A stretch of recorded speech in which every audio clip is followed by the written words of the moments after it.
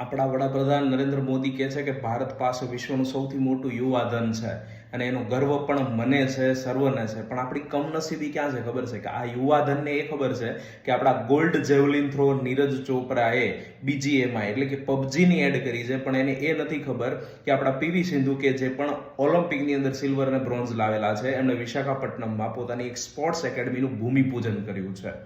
બહુ કમનસીબીની વાત છે કે આપણા એક બેડમિન્ટન પ્લેયર પુલેલા ગોપીચંદ એમને પણ આવી એકેડમી ખોલવા માટે પોતાનું ઘર ગીરવે મૂકવું પડ્યું હતું.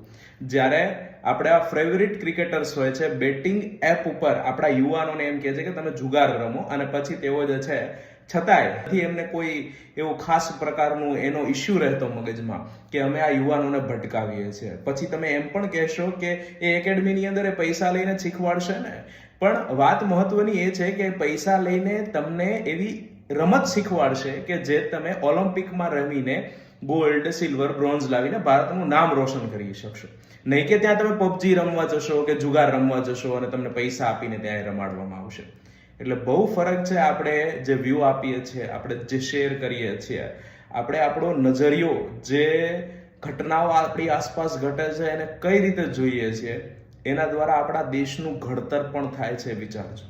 જય હિન્દ.